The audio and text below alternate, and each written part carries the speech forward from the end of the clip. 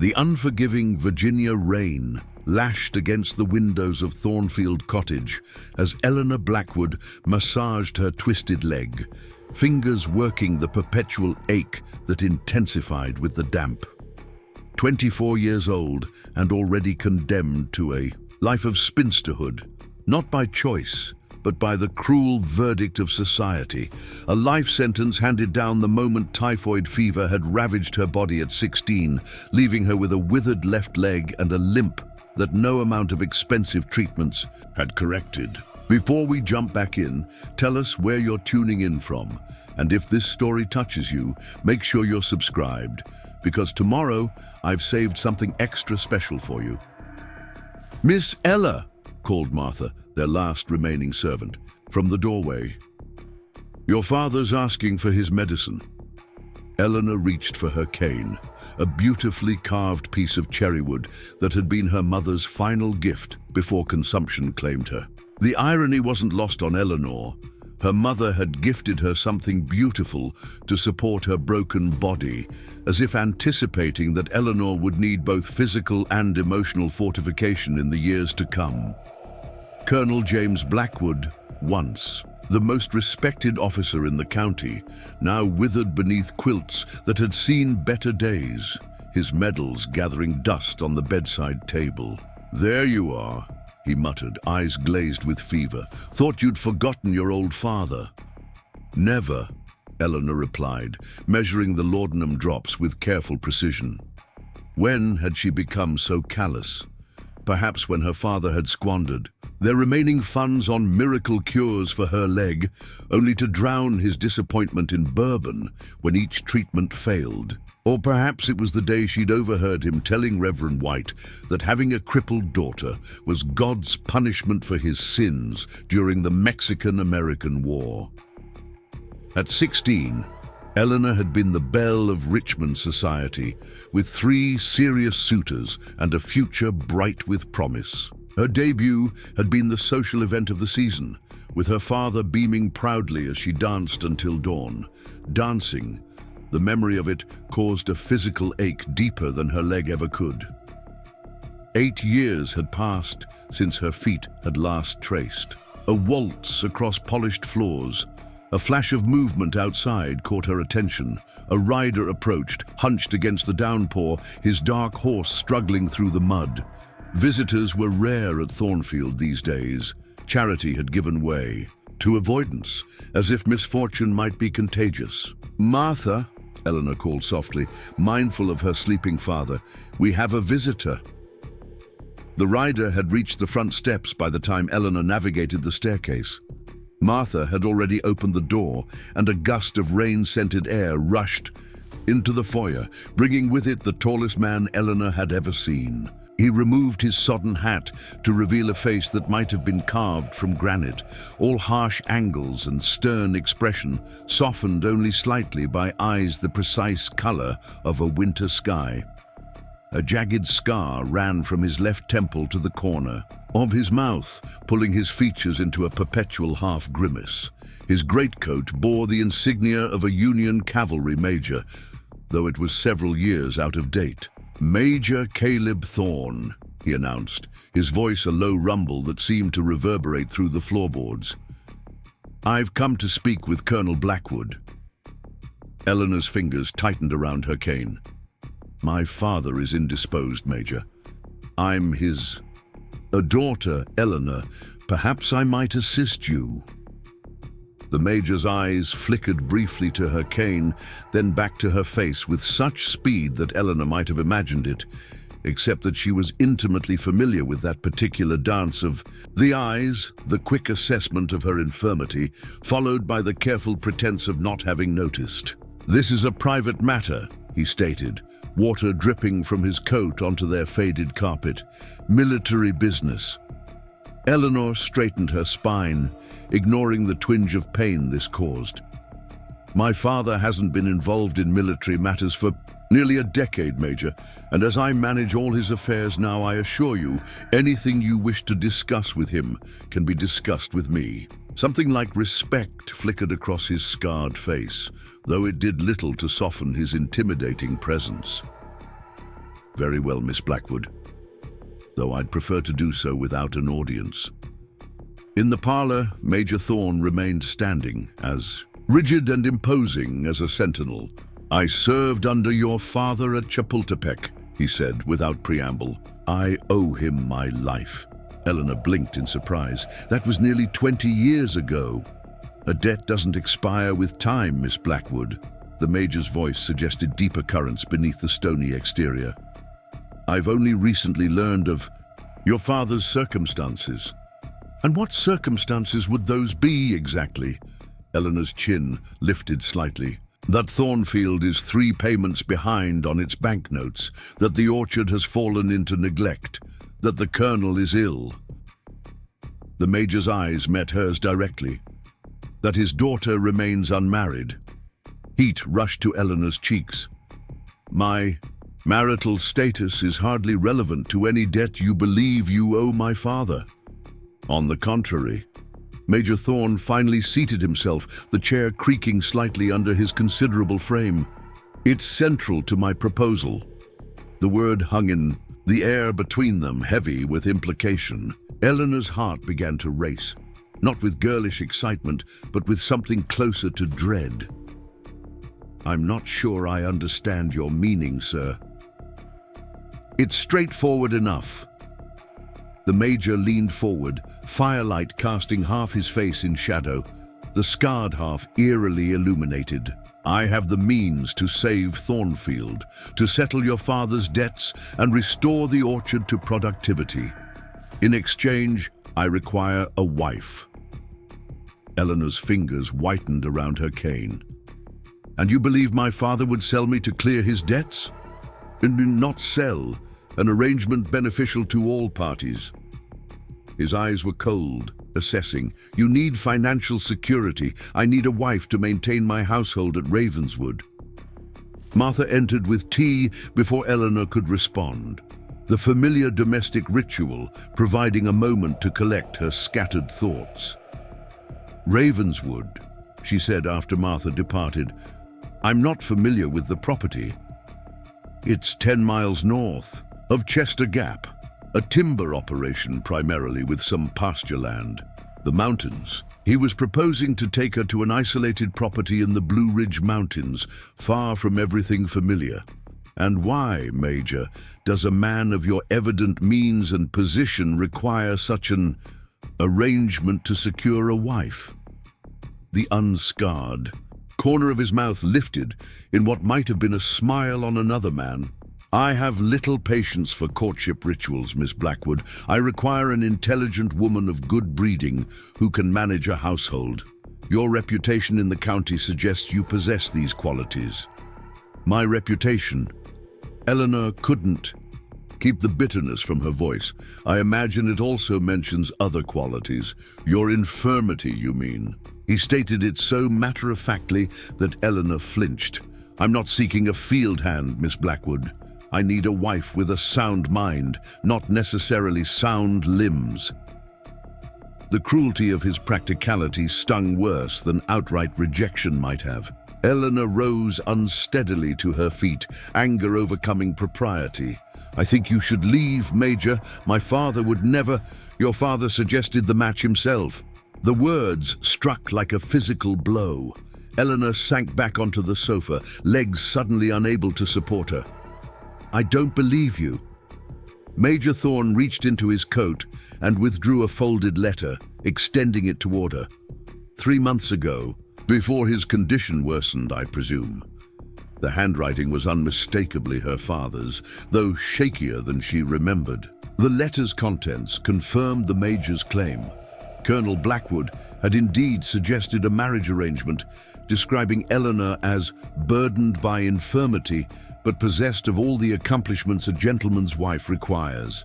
Shame burned through her as she read her father's clinical assessment of her virtues and limitations, his desperate plea thinly disguised as a business proposition. He had tried to barter her away without a word of consultation, like excess livestock before winter. "Why did you wait 3 months to respond?" she asked, folding the letter with deliberate precision. I needed to assess Thornfield's situation for myself to determine if the investment would be sound. The investment. Eleanor's voice was hollow. That would be me, I presume. For the first time, something like discomfort crossed the Major's face. The property, Miss Blackwood.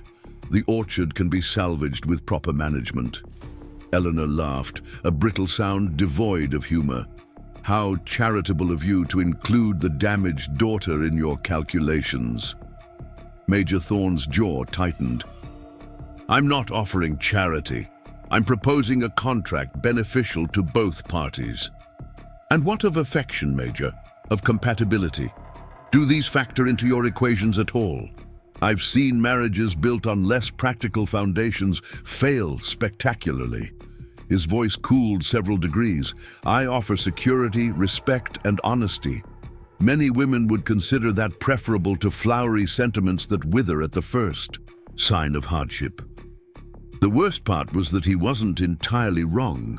Eleanor had witnessed the marriages of her former friends, matches made with declarations of undying love that curdled into resentment when faced with financial strain or the arrival of too many children. I would expect certain conditions, she said finally, surprising herself with the words. Something like triumph flickered across the Major's face, quickly masked. Preparing and narrating this story took us a lot of time, so if you are enjoying it, subscribe to our channel. It means a lot to us. Now back to the story. Name them. My father would live with us at Ravenswood until his recovery or... She couldn't bring herself to complete the sentence. Granted. I would maintain control of my personal inheritance, my mother's jewelry and books. Of course, Eleanor took a deep breath, and our marriage would be in name only. You will not expect marital relations. The Major's expression remained impassive, though a muscle ticked in his jaw. I have no interest in forcing attentions, where they're unwelcome, Miss Blackwood. However, I do require an heir eventually, if after 1 year you remain averse to fulfilling that aspect of our contract, we can discuss alternative arrangements. Alternative arrangements. The clinical phrase made her skin crawl, but the year's reprieve was more than she'd expected. Eleanor's mind raced through her options, finding them severely limited. Thornfield would be lost within the month. Her father would likely not survive such a blow. And what would become of her, a crippled spinster with no means of support? I'll need time to consider, she said finally. The banknote comes due in 17 days, Major Thorne replied, rising to his impressive height. I'll return in 3 days for your answer. If you agree, we'll be married immediately and depart for Ravenswood the following morning. Eleanor remained seated, her leg throbbing with the approaching storm. And if I refuse? The Major retrieved his still damp hat. Then I wish you fortune in finding another solution to your predicament, Miss Blackwood. When he had gone, Eleanor remained in the parlor, watching raindrops chase each other down the window pane. Martha appeared silently at her side, her weathered face creased with concern. You heard, Eleanor said. It wasn't a question. Walls are thin, Miss Ella. Martha's hand came to rest on Eleanor's shoulder, a small comfort. Your mother would rise from her grave before she'd let that man take you to the mountains. Mother is beyond rising now, and father has clearly given his blessing. Eleanor sighed, suddenly exhausted. What would you do, Martha? The older woman was silent for a long moment.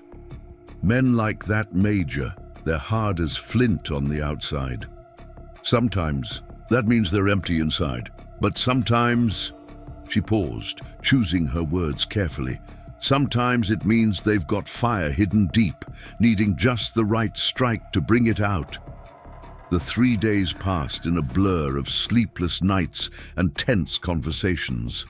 Colonel Blackwood, when confronted with his letter, had the grace to look ashamed before retreating behind bluster. "What did you expect me to do?" he demanded from his sickbed. "Let Thornfield fall to creditors? See you reduced to governessing with that leg of yours?"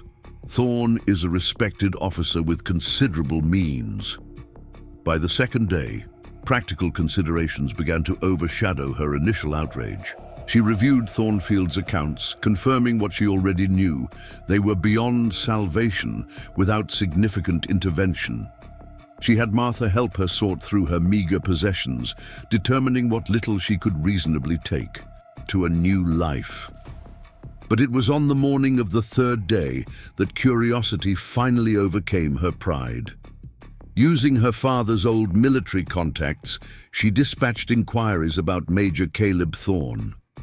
Eleanor read the replies in the privacy of her room, pulse quickening with each revelation. Major Caleb Thorne had risen through the ranks with unprecedented speed during the recent war, commanding a cavalry unit known for its brutal efficiency. The scar that marked his face had been earned at Gettysburg, where he'd continued leading his men despite a Confederate saber strike that would have killed a lesser man. Most curious of all was Thorne's complete withdrawal from society. Despite his wealth and position, he attended no social functions, extended no invitations, and was rarely seen beyond the boundaries of his property. The doctor's wife described him as a man who appears to prefer the company of his own thoughts to that of his fellow creatures. When Major Thorne returned precisely at noon on the third day, Eleanor received him in the same parlor, dressed in her best remaining gown, a deep blue silk that had been refashioned 3 times but still maintained an air of elegance. "You've reached a decision," he stated as he took the seat across from her. "I have questions first," Eleanor replied, setting aside her cane where it wouldn't be immediately visible. The Major inclined his head slightly. "Ask them. Why do you employ disabled veterans at Ravenswood?" If the question surprised him, he didn't show it. "They work twice as hard to prove their worth, and they don't waste time on pity, either giving it or seeking it. Is that why you've chosen me? Because my infirmity means I'll work twice as hard to prove my worth as a wife?" The unscarred corner of his mouth twitched. "Perhaps. Or perhaps I simply require a wife who won't expect me to attend tedious social functions that I have neither the patience nor inclination for. I have one final question, Major. Why have you never married before now?" For the first time, Thorne seemed genuinely discomfited. His eyes shifted away from hers, focusing on some middle distance. "I was engaged once before the war." She found my transformation after Gettysburg unsettling. "Your physical transformation or something deeper?" His eyes snapped back to hers, sharp with surprise. "Both, I suspect. War changes a man in ways beyond the visible." Eleanor nodded slowly. "As illness changes a woman. Something passed between them then. Not attraction or affection, but a flicker of mutual recognition. 2 people marked by life, neither whole in the conventional sense, assessing each other with clear-eyed pragmatism." "I accept your proposal," Eleanor said finally, "with the conditions I specified." Major Thorne nodded once decisively. "I'll make the arrangements. We'll be married the day after tomorrow. I've taken the liberty of settling the banknote on Thornfield already. Consider it part of our agreement." The wedding took place in Thornfield's small chapel, with only her bedridden father Martha, Reverend White, and Major Thorne's stone-faced driver as witnesses. Eleanor spoke her vows in a clear, steady voice, surprising herself with her composure. This was a business arrangement, she reminded herself, no different from the contracts her father had signed throughout his military career. Only when Major Thorne, her husband now, she supposed, slipped a simple gold band onto her finger, did the reality of what she had done truly register. For better or worse, her future was now inexorably linked to this taciturn stranger, with winter eyes, and a face that revealed nothing of the man beneath. The wedding night passed uneventfully in her childhood bedroom. True to his word, Major Thorn made no move to claim his husbandly rights, retiring instead to the guest room after a brief, formal dinner during which neither spoke more than absolutely necessary. Dawn arrived with an unseasonable chill, mist, clinging to the orchard trees like reluctant ghosts. Eleanor stood at her bedroom window, watching as Thorn's men loaded her father's medicinal supplies and her meager possessions into a wagon. Her trunks contained little beyond clothing, her mother's books and a few keepsakes, a life distilled into surprisingly little. Martha embraced her suddenly, the propriety that usually governed their relationship dissolving in the face of imminent separation. "Promise you'll send word if things aren't as they should be." "I promise," Eleanor whispered, returning the embrace. "Though I imagine a letter would arrive long after any damage was done." The older woman pulled back, her weathered face fierce. "You're stronger than you know, Miss Ella. That twisted leg of yours doesn't change what's in here." She tapped Eleanor's chest firmly. "Remember that when he looks at you like you're a possession he's acquired." Eleanor's journey to her new life began in a carriage far more comfortable than anything Thornfield had boasted in years. Her father, sedated for the trip, slept opposite her, while Major Thorn rode alongside on his massive black stallion. The journey took them west and then north, the terrain gradually becoming more rugged as they approached the Blue Ridge Mountains. By mid-afternoon, they had entered a dense forest of oak and pine, the road narrowing to little more than a wide trail. "How much further?" Eleanor asked during a brief stop to water the horses. 2 hours, perhaps less," he replied, his eyes scanning the trees with what appeared to be genuine appreciation. "The approach is difficult, but the valley beyond is worth the journey." She hadn't expected such sentiment from him, this acknowledgement of beauty. It was a small thing, but it suggested depths she hadn't glimpsed before. The sun was low in the sky when Major Thorn finally reined his horse alongside the carriage. "Ravenswood," he announced, gesturing ahead. Eleanor leaned forward, eager despite herself for her first glimpse of her new home. The dense forest had given way to a sweeping valley, golden in the late afternoon light. A river cut through its center, winding like a silver ribbon toward a house that seemed to grow organically from the landscape.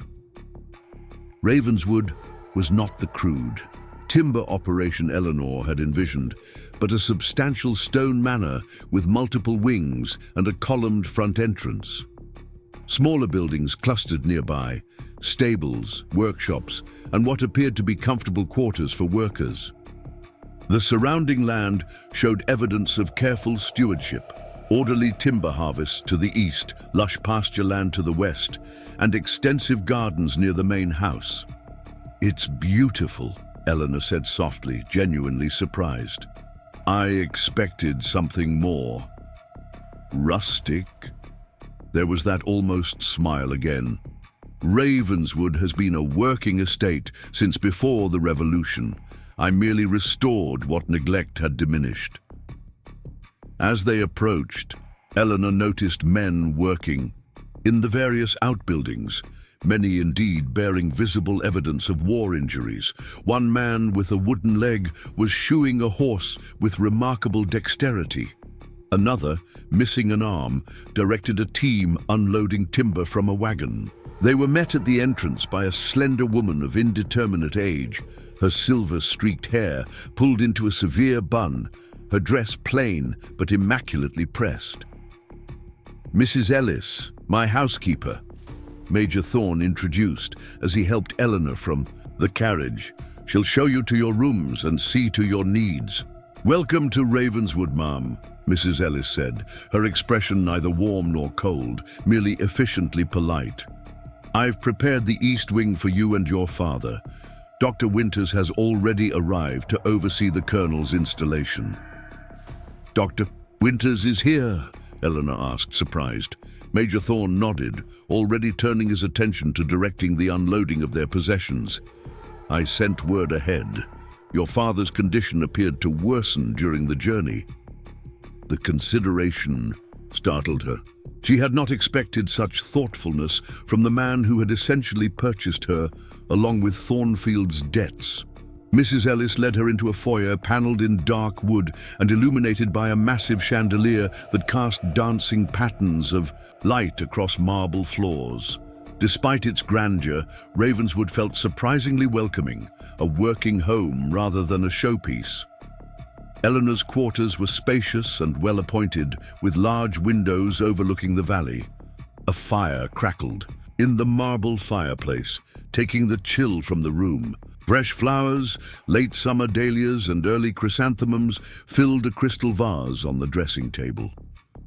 "The adjoining door leads to your father's room," Mrs. Ellis indicated. "Dr. Winters is with him now." As if on cue, a door at the far side of the room opened to reveal a slight man with spectacles and a neatly trimmed beard. "Ah, you must be our new mistress," he said, advancing with hand extended. "Dr. Joseph Winters. Your father is resting comfortably, Mrs. Thorne." The name, her new name, struck Eleanor like a physical blow. Of course, she was Mrs. Thorne now, no longer Miss Blackwood. It was a small thing compared to all else that had changed, yet somehow it underscored the totality of her transformation. "The Major mentioned your condition as well. Perhaps once you're settled, we might discuss potential therapies." Eleanor stiffened. "My condition, as you call it, has been pronounced permanent by specialists in Richmond and even Baltimore." Dr. Winters smiled gently. "With respect to my American colleagues, European medicine has made significant advances in rehabilitative techniques. I studied under Professor Müller in Vienna, whose work with damaged limbs has shown remarkable results." Hope, that most treacherous of emotions, fluttered again in Eleanor's chest. She ruthlessly suppressed it. "I appreciate your interest, Dr. Winters, but I've learned to manage with my limitations, as you wish." He inclined his head respectfully. "The offer remains open should you reconsider." After a simple but well-prepared meal of venison stew and cornbread, Eleanor found herself alone in her new quarters, watching as the last golden light faded from the valley. Below, lamps were being lit in the workers' quarters, warm yellow squares against the gathering dusk. In the distance, a group of men returned from the timber fields, their figures silhouetted against the sunset. This was her home now. This beautiful, isolated place, ruled by a man she barely knew, a man who had, in essence, purchased her along with her father's debts, a scarred, silent man whose motivations remained as mysterious as the shadows now filling the valley. As she turned from the window, Eleanor caught her reflection in the dressing table mirror. The woman who gazed back seemed a stranger, pale from fatigue, eyes wide with uncertainty. Mrs. Thorne, not Miss Blackwood. A married woman bound by contract to a man whose touch she had yet to feel, whose mind she had yet to understand. The dinner gong echoed through the house, startling Eleanor from her reverie. 7 o'clock had arrived, and with it, her first formal meal as mistress of Ravenswood. Her first meal with the man who was now her husband in name, if not yet in fact. With trembling fingers, she reached for the lavender silk, wondering what other surprises Ravenswood and Major Caleb Thorne held in store. Eleanor descended the grand staircase carefully, the lavender silk of her dress rustling around her ankles. Major Thorne awaited at the bottom, his uniform exchanged for civilian attire, a charcoal suit that emphasized his imposing height. For a moment, something like appreciation flickered in his winter blue eyes. "Mrs. Thorne," he acknowledged, offering his arm with unexpected grace. The small dining room proved more intimate than she had anticipated, with candles casting a warm glow over fine china. Major Thorne seated her with formal courtesy before taking his place at the head of the table.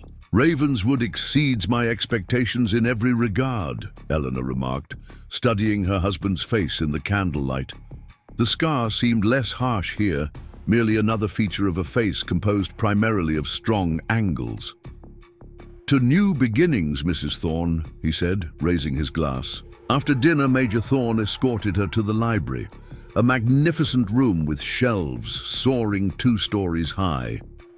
A fire crackled in a massive stone fireplace, and comfortable leather chairs invited prolonged reading. "My mother's books would be lost in here," Eleanor murmured. "They'll have their own section," Thorne replied. "I had shelves built in your sitting room specifically for that purpose." Again, that unexpected thoughtfulness caught her off guard. "You're a reader, then?" "During the winters especially. The snow can isolate Ravenswood for weeks." He gestured toward the shelves. "History, natural sciences, philosophy, literature. And what do you read, Major Thorne, when snow imprisons Ravenswood?" He considered the question with surprising seriousness. "Military history, poetry, occasionally novels, though I find many too fanciful for my taste." "Poetry?" Eleanor couldn't keep the surprise from her voice. That almost smile appeared briefly. "Even scarred cavalry officers can appreciate beauty, Mrs. Thorne." The unexpected admission created a momentary bridge between them. Eleanor found herself smiling in return. "What poets do you favor?" "Wordsworth, Tennyson, Whitman." He sipped his brandy. "And you?" "Byron," she admitted, "though my father considered him scandalous." Byron understood passion, Thorne observed, his eyes meeting hers, and pain. The moment stretched between them, taut with unspoken meaning. Eleanor looked away first, suddenly aware of the intimacy of their situation. "I should check on my father," she said, setting her brandy aside. Major Thorne nodded, the brief moment of connection already fading. "Of course." At the library threshold, however, he paused. "Ravenswood may seem isolated, Mrs. Thorne, but it need not be a prison. When you're ready, I'd be pleased to show you the estate." "I'd like that," Eleanor replied, surprised to find she meant it. The following weeks established a cautious rhythm to their arrangement. Major Thorne rose before dawn each day, attending to Ravenswood's operations until dusk.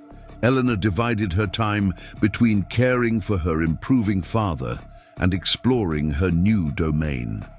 She discovered in Ravenswood a well-ordered world where each person, regardless of physical limitation, contributed according to their abilities. The veteran with a wooden leg handled the stables with remarkable efficiency. The man missing an arm had devised ingenious tools that allowed him to continue woodworking. And there was Dr. Winters, who visited weekly to check on Colonel Blackwood. Each time, he left exercises for Eleanor's leg. After 3 weeks of resisting, curiosity finally overcame her skepticism. To her astonishment, the carefully designed movements indeed reduced her pain, if only slightly. The human body has remarkable capacity for adaptation, Dr. Winters explained when she reluctantly mentioned the improvement. What your previous physicians lacked was imagination and patience. It was during the first autumn storm that Eleanor discovered the library's hidden alcove, where a piano stood draped in velvet. Without thinking, she uncovered it, fingers trembling as they touched the ivory keys. Music had been another casualty of her illness. Playing had become too painful to stand, another reminder of all she had lost. "Sarah played," came Major Thorne's voice from the doorway.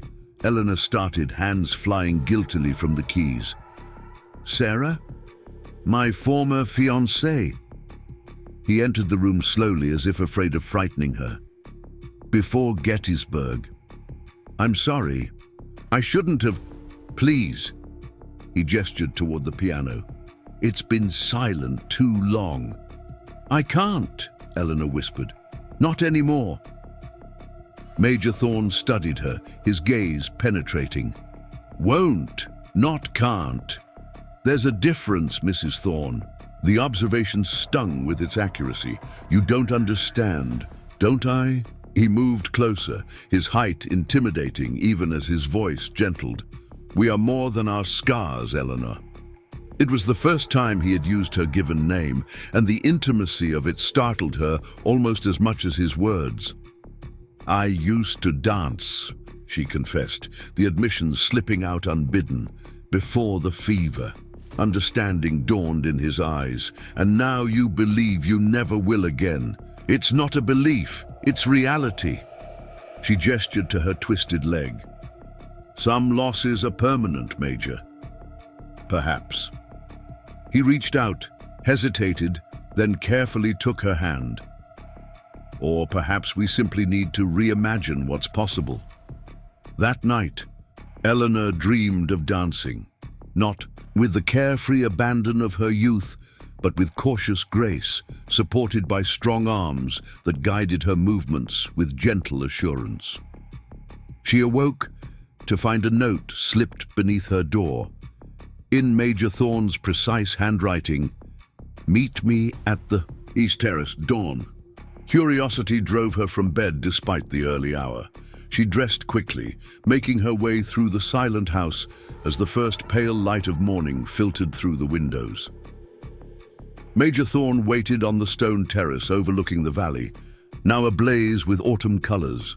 A small table held a gramophone, and as she approached, he wound it deliberately.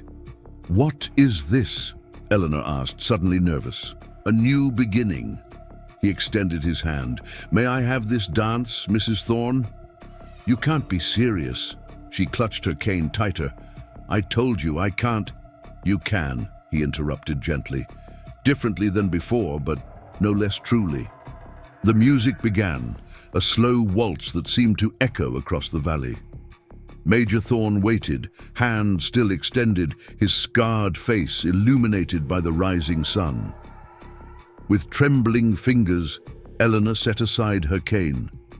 She took his hand, his arm encircled, her waist strong and supportive. "Lean on me," he murmured. "I won't let you fall." Their first steps were awkward, hesitant. Eleanor's twisted leg threatened to buckle, but Major Thorn adjusted his hold, taking more of her weight. "There," he encouraged as they found a halting rhythm. "We're dancing." They moved slowly across the terrace as dawn broke fully over the mountains. Not the graceful whirl of Eleanor's youth, but something new, tentative yet determined, broken yet beautiful. Tears blurred her vision as they completed their circuit of the terrace, not tears of loss this time, but of possibility. "Thank you," she whispered as the music faded. Major Thorn, Caleb, lifted her hand to his lips, the gesture as surprising as it was tender. "The first of many dances, I hope." In the golden light of dawn, with the mountains bearing witness, Eleanor Thorn began to believe in second chances. Up next, you've got 2 more standout stories right on your screen. If this one hit the mark, you won't want to pass these up. Just click and check them out.